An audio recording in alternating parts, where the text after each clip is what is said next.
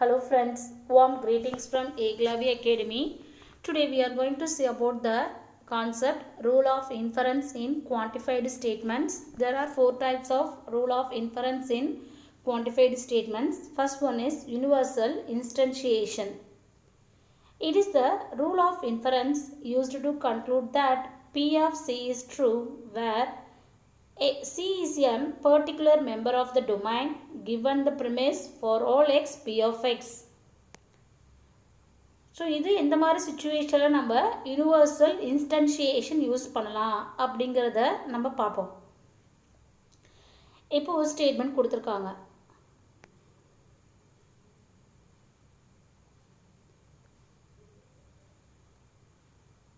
All women are க்யூட்னு.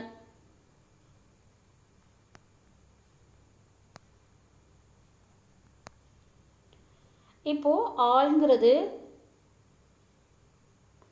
For all எக்ஸை denote பண்ணுது. Women are cute அப்படிங்கிறது பி ஆஃப் எக்ஸை டினோட் பண்ணுது. ஓகேங்களா? இதில் பி ஆஃப் சிங்கிறது ஒரு பர்டிகுலர் மெம்பரை டினோட் பண்ணும். இப்போ விமன் ஆர் க்யூட்னு சொல்லிட்டு கன்க்ளூஷனில் உங்களுக்கு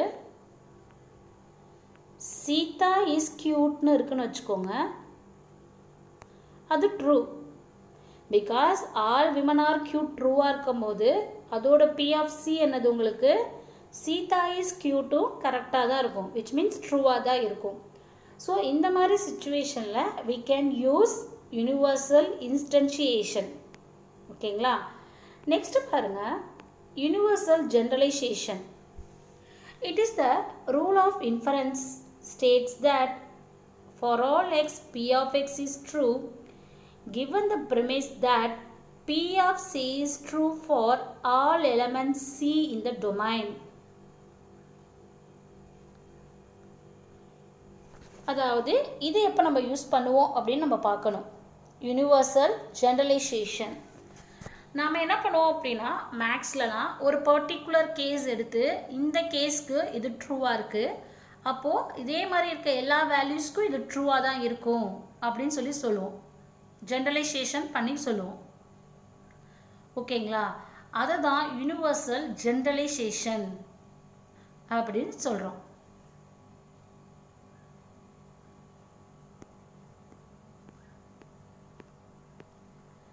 நெக்ஸ்ட் பார்த்தீங்கன்னா existential instantiation. It is the rule that allows us to conclude that there is an element C in the domain for which P of C is true if we know that there some x P of x is true. So நமக்கு premise வந்து there some x P of x base பண்ணி ஒரு premise கொடுத்துருக்காங்க அப்படின்னா அதுலேருந்து நம்ம P of C வந்து derive பண்ணிக்கலாம் for some elementக்கு. சரிங்களா? ஸோ அதை தான் வந்து என்ன சொல்கிறாங்கன்னா எக்ஸிஸ்டென்ஷியல் இன்ஸ்டன்ஷியேஷன்னு சொல்கிறாங்க.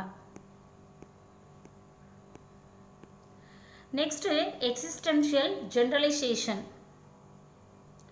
It is the rule of inference that is used to conclude that there some x P of x is true when a particular element C with P of C true is known. So நமக்கு P of C ட்ரூன்னு சில சுச்சுவேஷனில் தெரியும். அதாவது அது ப்ரிமைஸில் கொடுத்துருப்பாங்க P of C true அப்படின்னு. அதுலேருந்து நம்ம என்ன பண்ணுறோம், there some X P of எக்ஸை டிரைவ் பண்ணுற மாதிரி கேசஸ் வந்துச்சு அப்படின்னா we can use existential generalization. இங்கே பார்த்தீங்கன்னா அதுக்கு டேபிள் கொடுத்துருக்காங்க. ஸோ டேபிளில் பாருங்கள், ஃபஸ்ட்டு யூனிவர்சல் இன்ஸ்டன்ஷியேஷன் அப்படின்னு பார்க்கையில் நமக்கு கொடுத்துருக்க ப்ரிமைஸ் வந்து for all x P of x. அதிலிருந்து நாம் என்ன பண்ணலாம் அப்படின்னா கன்க்ளூஷன் பி ஆஃப் சின்னு டிரைவ் பண்ணலாம். ஓகேங்களா? For all x P of x அப்படிங்கிறது த கிவன் ப்ரிமைஸ். அதிலிருந்து we can conclude P of C is true. So அதை நம்ம யூனிவர்சல் இன்ஸ்டன்ஷியேஷன்னு சொல்கிறோம். அடுத்தது பாருங்கள் யூனிவர்சல் ஜென்ரலைசேஷன்.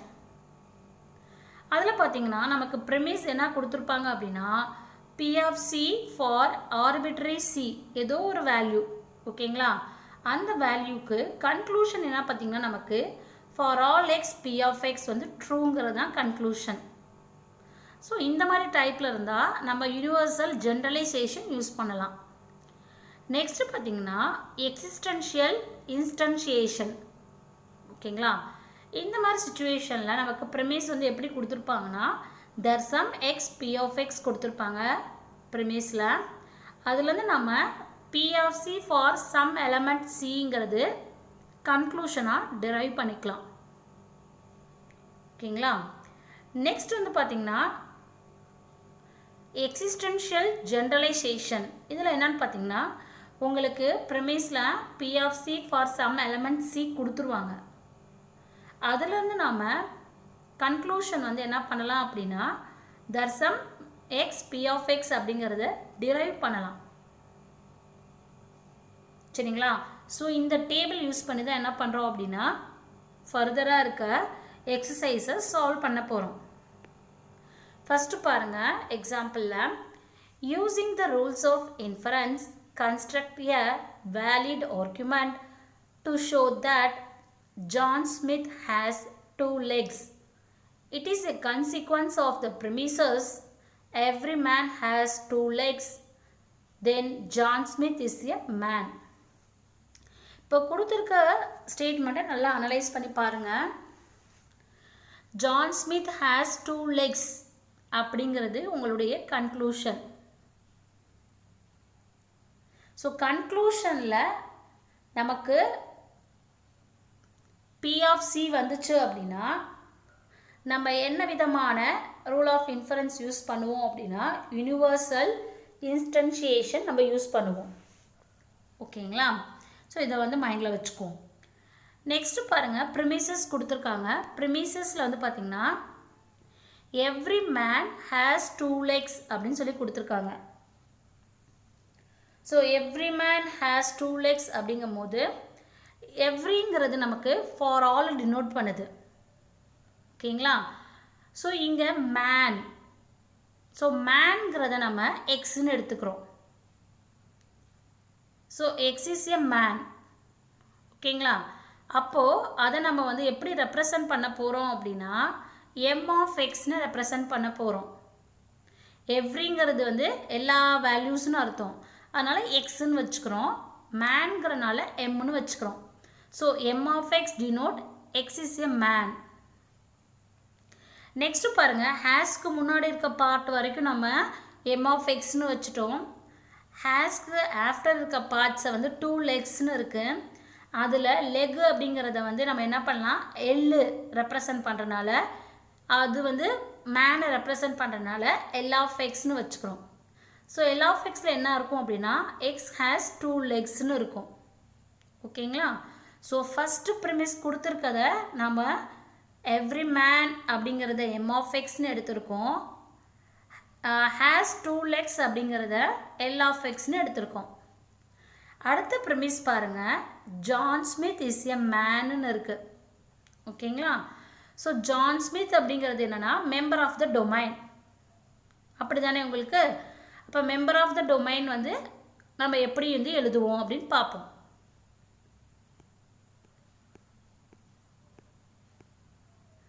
ஸோ ஃபஸ்ட்டு பாருங்கள் கொடுத்துருக்க ப்ரிமிஸ் வந்து எழுதுகிறோம் கொடுத்துருக்க ப்ரிமிஸில் பாருங்கள் இங்கே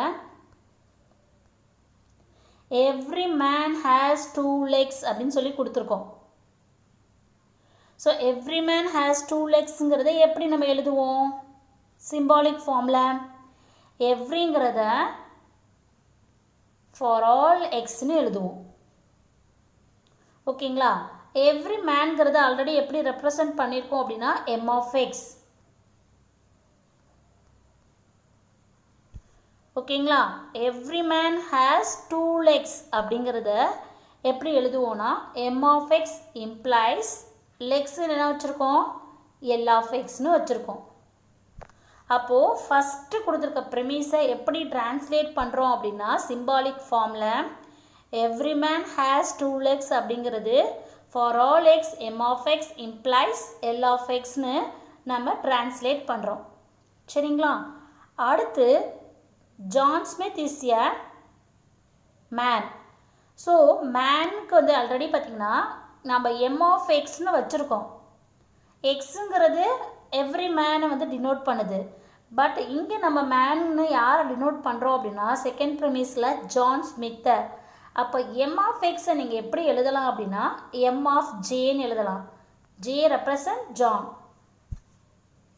ஓகேங்களா? அப்போ கொடுத்துருக்க ரெண்டு ப்ரிமிஸையும் நம்ம என்ன பண்ணிட்டோம் அப்படின்னா சிம்பாலிக் ஃபார்மில் எழுதிட்டோம். ஓகேங்களா? இப்போது நம்ம ஃபஸ்ட்டு ப்ரிமிஸ் எடுத்துக்கிறோம். இப்போ தான் மேலே பார்த்தோம். ஃபஸ்ட்டு ப்ரிமிஸ் வந்து for all X M of X implies L of X அப்படின்னு சொல்லிட்டு. ஓகேங்களா? இப்போது நமக்கு என்ன தேவை அப்படின்னா ஒரு பர்டிகுலர் பர்சன் தான் தேவை. பர்டிகுலர் பர்சன் யார்? ஜான் ஸ்மித் தான் தேவை.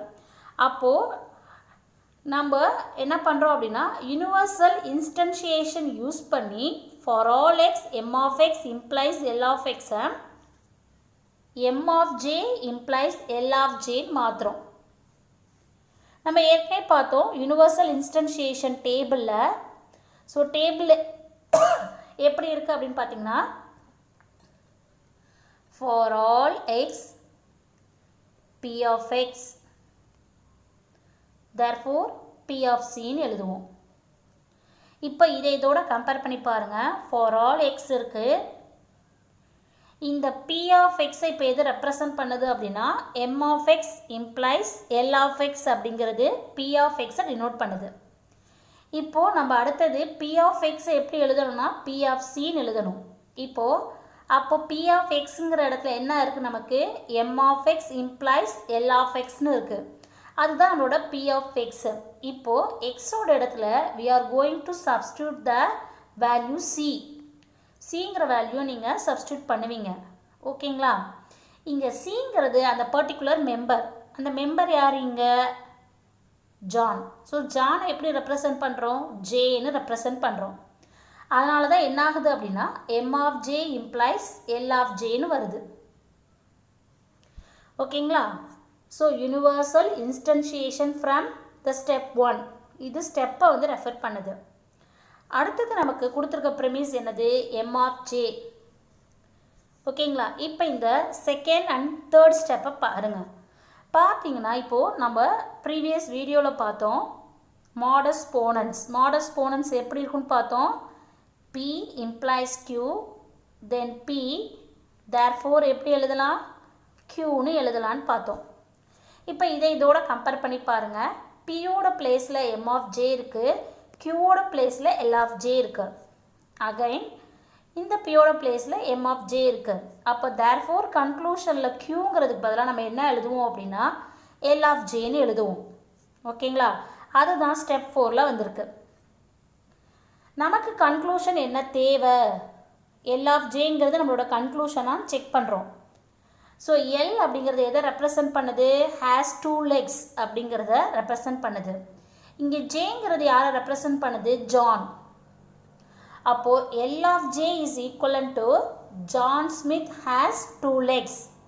நமக்கு தேவையான கன்க்ளூஷன் இங்கே வந்து டிரைவ் ஆகி வந்துருச்சு.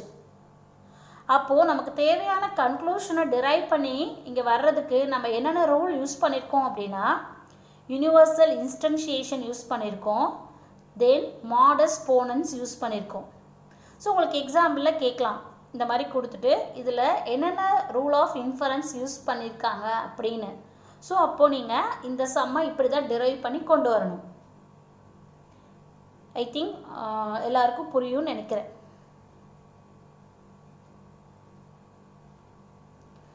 நெக்ஸ்ட் பார்த்தீங்கன்னா எக்ஸாம்பிள் 2 பாருங்கள். Use the rule of inference to construct a valid argument showing that conclusion someone who passed the first exam has not read the book. இது நமக்கு கொடுக்கப்பட்ட conclusion. ஓகேங்களா? நமக்கு premises என்ன கொடுத்துருக்காங்க பாருங்கள். 2 premises கொடுத்துருக்காங்க. ஃபஸ்ட்டு premise வந்து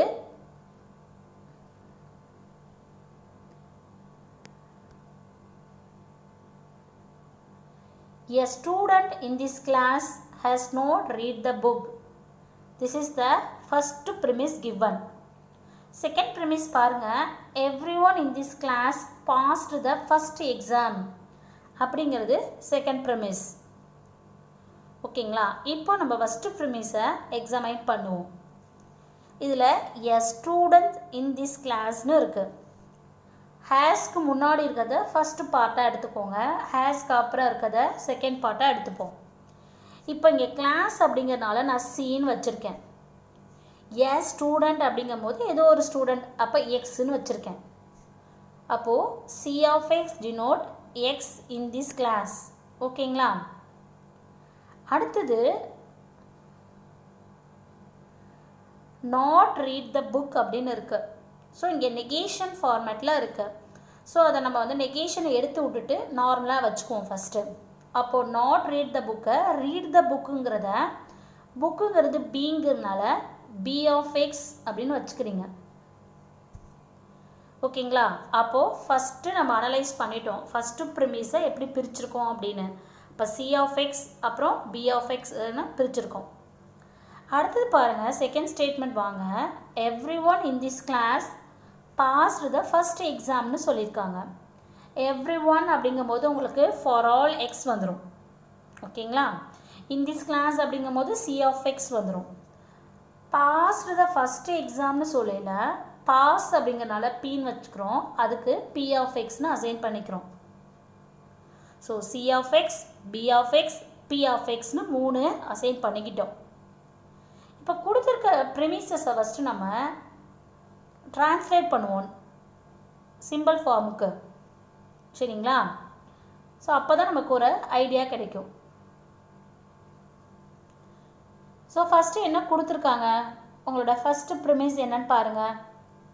எ student in this class has not read the book அப்படின்னு. ஏ ஸ்டூடெண்ட் அப்படிங்கும்போது தேர் சம் எக்ஸ் அப்படிங்கிறது தான் வரும். அப்போ தேர் சம் எக்ஸ் அப்படிங்கிறனால நம்ம என்ன பண்ணுறோம், தேர் சம் எக்ஸ் சிம்பிள் போடுறோம். இன் திஸ் கிளாஸ் அப்படிங்கும்போது நம்ம கிளாஸுக்கு ஏற்கனவே அசைன் பண்ணியிருக்கோம் C of x. Then has not read the book அப்படின்னு கொடுத்துருக்காங்க.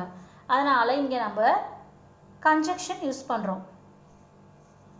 நாட் ரீட் த புக், ஆக்சுவலாக நம்ம ரீட் த புக்கை பி ஆஃப் எக்ஸ்னு வச்சுருக்கோம். அப்போ அதோட நெகேஷன் என்ன வரும், நெகேஷன் ஆஃப் பி ஆஃப் எக்ஸ்னு வரும். அப்போ கொடுத்துருக்க ஃபஸ்ட்டு ப்ரிமிஸை நம்ம இப்படி ட்ரான்ஸ்லேட் பண்ணிட்டோம். அடுத்து செகண்ட் ப்ரிமிஸ் வாங்க. செகண்ட் ப்ரிமிஸில் பாருங்கள், every one in this class passed the first exam. ஓகேங்களா? எவ்ரி ஒன் அப்படிங்கிறதுனால ஃபார் ஆல் எக்ஸ் வச்சுக்கிறோம். கிளாஸ் இன் திஸ் கிளாஸ் அப்படின்னு சொல்கிறதுனால சி ஆஃப் எக்ஸ்னு வச்சுக்கிறோம். தென் பாஸ்டு த ஃபஸ்ட் எக்ஸாம்ங்கிறது இம்ப்ளாய்ஸ் மாடலில், அதனால் இம்ப்ளாய்ஸ் கொடுத்துக்கிறோம். பாஸ்டு அப்படிங்கிறதுனால பி ஆஃப் எக்ஸ் கொடுத்துக்கிறோம். இது செகண்ட் ப்ரிமிஸ் அவங்க கொடுத்துருக்குது. அடுத்தது கன்க்ளூஷனை ட்ரான்ஸ்லேட் பண்ணுவோம். கன்க்ளூஷனில் பாருங்கள், someone who passed the first exam has not read the book அப்படின்னு கொடுத்துருக்காங்க. சம் ஒன் அப்படிங்கிறதுனால தேர் சம் எக்ஸ் வச்சுக்கிறோம். பாஸ்டு த ஃபஸ்ட் எக்ஸாம்ங்கிறனால பாஸ்டுக்கு என்ன வச்சுருந்தோம், பி ஆஃப் எக்ஸ் வச்சுருந்தோம். P of x and or conjunction not read the book அப்படின்னு கொடுத்துருக்காங்க. அப்போ இங்கேயும் நெகேஷன் ஃபார்மேட் தான் கொடுத்துருக்காங்க. அதனால் நெகேஷன் ஆஃப் பி ஆஃப் எக்ஸ்னு கொடுக்குறோம். ஸோ கொடுத்துருந்த 2 ப்ரிமிஸையும் கன்க்ளூஷனையும் நாம் நிமோனிக் ஃபார்ம், அதாவது சிம்பிள் ஃபார்முக்கு சேஞ்ச் பண்ணிட்டோம். ஓகேங்களா? சேஞ்ச் பண்ணதுக்கப்புறம் இப்போது நம்ம ஸ்டெப்ஸ்க்கு வருவோம், எப்படி வந்து அந்த கன்க்ளூஷனை கொண்டு வர்றதுன்னு. ஃபஸ்ட்டு பாருங்கள், ஃபஸ்ட்டு நம்ம கொடுத்துருக்க ப்ரிமிஸ் படி there some X C of X and negation P of X. இது நம்ம கொடுத்துருக்க ப்ரிமிஸ். இந்த ப்ரிமிஸ்லேருந்து பர்டிகுலராக ஒரு வேல்யூக்கு நம்ம கொண்டு வரணும். ஓகேங்களா? அதுக்கு நம்ம என்ன யூஸ் பண்ணணும் அப்படின்னா எக்ஸிஸ்டென்ஷியல் இன்ஸ்டன்ஷியேஷன் யூஸ் பண்ணணும். அப்போ there some X C of X and negation P of X எப்படி எழுதலாம் அப்படின்னா, நம்ம ஏற்கனவே பார்த்தோம் எக்ஸிஸ்டென்ஷியல் இன்ஸ்டன்ஷியேஷனில் there some X P of X we can write P of C. இப்போ இந்த ஸ்டேட்மெண்ட்டை இதோட கம்பேர் பண்ணி பாருங்கள்.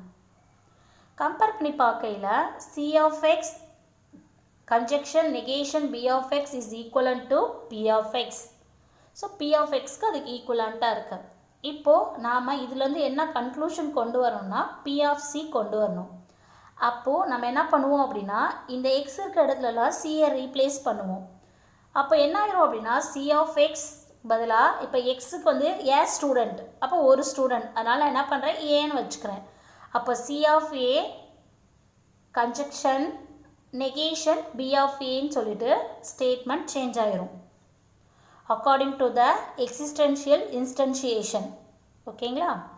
சேஞ்ச் ஆனதுக்கப்புறம் அகைன் நான் என்ன பண்ணுறேன் செகண்ட் ஸ்டெப்பே எடுத்துக்கிறேன். எடுத்துகிட்டு இது எந்த ஃபார்மேட்டில் இருக்குதுன்னு பாருங்கள். ப்ரீவியஸ் வீடியோலே பார்த்துருப்போம். P and Q simplification. அப்போ P and Qன்னு வரையில் நம்ம கன்க்ளூஷன் Pன்னு எழுதுவோம். அப்போது இந்த இடத்துல இந்த இதோட கம்பேர் பண்ணி பாருங்கள். C of A வந்து Pக்கு வருது, நெகேஷன் B of A வந்து Qக்கு வருது. தென் அப்போ கன்க்ளூஷன் Pனா எது வந்து Pக்கு வரும்னா C of A வரும். ஓகேங்களா? அப்போ C of A எழுதியாச்சு. அடுத்தது நம்ம கொடுத்துருக்காங்க இல்லையா செகண்ட் ப்ரிமிஸ், அதை எடுத்துக்கோங்க. செகண்ட் ப்ரிமிஸ் என்ன கொடுத்துருந்தாங்க? For all X C of x implies P of xன்னு கொடுத்துருந்தாங்க. இப்போ இதை வந்து நம்ம பர்டிகுலர் கேஸ் கொண்டு வரணும்னா என்ன ரூல் யூஸ் பண்ணலாம் அப்படின்னா யூனிவர்சல் இன்ஸ்டன்ஷியேஷன் யூஸ் பண்ணலாம். ஓகேங்களா? யூனிவர்சல் இன்ஸ்டன்ஷியேஷன் யூஸ் பண்ணி நீங்கள் எப்படி கொண்டு வரீங்கன்னா C of A implies P of Aன்னு கொண்டு வந்துடுறீங்க. ஓகேங்களா? அடுத்தது நம்மக்கிட்ட இப்போது ஸ்டெப் 3ல் ஒரு எக்ஸ்ப்ரெஷன் இருக்குது, ஸ்டெப் 5ல் ஒரு எக்ஸ்ப்ரெஷன் இருக்குது. இது ரெண்டையும் மாடஸ் போனன்ஸ் ஃபார்மேட்டில் இருக்குது. அதாவது modus போனன்ஸ்னால் P implies Q, then P, then we can write Q. ஓகேங்களா? இப்போது Pங்கிற பிளேஸில் C of A இருக்குது, Qங்கிற பிளேஸில் P of A இருக்குது, இந்த C of Aக்கு P இருக்குது. அப்போது நமக்கு கன்க்ளூஷன் எப்படி வரும்னா Q வரும். Qங்கிறது என்னது உங்களுக்கு P of A. அதான் ஸ்டெப் 6ல் வந்து நமக்கு P of A கிடச்சிருக்கு. சரிங்களா? ஸோ P of Aங்கிறது என்ன அப்படின்னா நமக்கு கன்க்ளூஷனோட ஒரு பார்ட்டு. ஸோ நம்ம கன்க்ளூஷனில் என்ன இருக்குது? someone who passed the first exam. அந்த passed the first exam-ஐ இங்கே P of Aல கொண்டு வந்துட்டோம். ஓகேங்களா? அடுத்து நம்ம கன்க்ளூஷனில் நமக்கு என்ன தேவைன்னா நாட் ரீட் த புக் வேணும். ஓகேங்களா? நாட் ரீட் த புக்கை நம்மளால் இந்த ப்ரிமிஸ் 4ல் அதாவது ஸ்டெப் 4ல் இருக்க ப்ரிமிஸ்லேருந்து கொண்டு வர முடியாது. ஸோ அகைன் நம்ம எங்கே போகிறோம் அப்படின்னா மேலே தான் போகிறோம், இங்கே தான் கொண்டு வர முடியும். ஸ்டெப் 2க்கு போங்க. ஸ்டெப் 2ல் C of A conjunction negation B of Aன்னு இருக்குது. நான் என்ன பண்ணுறேன் அப்படின்னா என்னோடய கன்வீனியன்ட்காக இதை ஜஸ்ட் அப்படியே சேஞ்ச் பண்ணி எழுதுகிறேன். Negation B of A and C of A எப்படி எழுதுனாலும் ஒரே இதுதான்.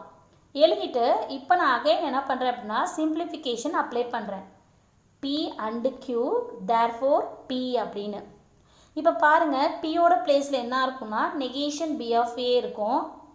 ஓகேங்களா? Qயோட பிளேஸில் என்ன இருக்கும் அப்படின்னு பார்த்தீங்கன்னா C of A இருக்கும். அப்போ கன்க்ளூஷனில் நான் P கொண்டு வரணும் அப்படின்னா நெகேஷன் B of A இங்கே வந்துடும். ஸோ அதுதான் வந்து உங்களுக்கு 7th ஸ்டெப்பில் கொடுத்துருக்காங்க. இப்போ பாருங்கள் 6th ஸ்டெப்பில் P of A வந்துருச்சு, 7th ஸ்டெப்பில் நெகேஷன் B of A வந்துருச்சு. இப்போ நம்ம கொண்டு வர வேண்டியது என்னென்னு பார்த்தீங்கன்னா someone which means there some x கொண்டு வரணும். இப்போ நான் என்ன பண்ணுறேன் இதை ரெண்டையும் ஃபஸ்ட்டு நான் வந்து கன்ஜக்ஷன் பண்ணணும், 6th ஸ்டெப்பையும் 7th ஸ்டெப்பையும். அப்போ என்ன பண்ணுறேன் கன்ஜக்ஷன் யூஸ் பண்ணி ரெண்டையும் வந்து ஜாயின் பண்ணி எழுதுகிறேன். ஸோ கன்ஜக்ஷனோட ரூல் நீங்கள் பார்த்துருப்பீங்க. P then Q அப்படிங்கும் போது P அண்டு Qன்னு எழுதுவோம். ஸோ இந்த இடத்துல Pங்கிற இடத்துல P of A இருக்குது, Qங்கிற இடத்துல நெகேஷன் P of A இருக்குது. அப்போ அதை ரெண்டையும் நம்ம கம்பைன் பண்ணி எழுதும் போது எப்படி இருக்குன்னா P of A conjunction negation B of Aன்னு வந்துடும். சரிங்களா? அடுத்தது 9th ஸ்டெப், அதுதான் நம்மளோட கன்க்ளூஷன். ஸோ இப்போது P of A conjunction negation B of Aங்கிறது என்னென்னா உங்களுக்கு P of C மாடலில் இருக்குது. இப்போ P of C நமக்கு வந்துருச்சு. ஸோ இதுலேருந்து நம்ம வந்து தேர் சம் எக்ஸ் கொண்டு வரணும் அப்படின்னா என்ன ரூல் யூஸ் பண்ணுவோம்? என்ன ரூல் அப்படின்னா எக்ஸிஸ்டென்ஷியல் ஜெனரலைசேஷன் யூஸ் பண்ணுவோம். ஸோ அப்படி யூஸ் பண்ணையில் நமக்கு என்ன ஆயிரும் அப்படின்னு பார்த்தீங்கன்னா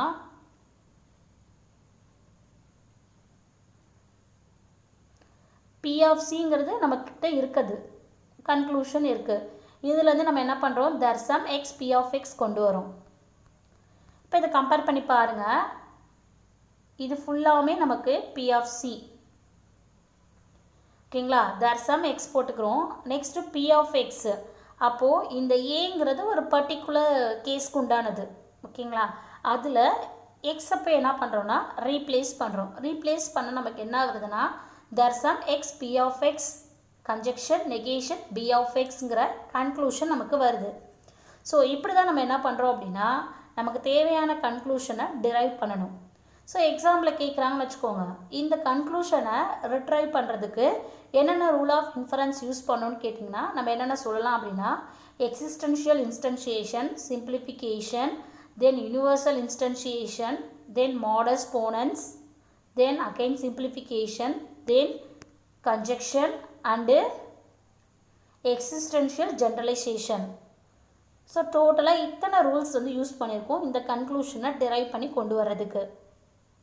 தேங்க்யூ ஃப்ரெண்ட்ஸ், உங்களுக்கு புரிஞ்சிருக்குன்னு நினைக்கிறேன்.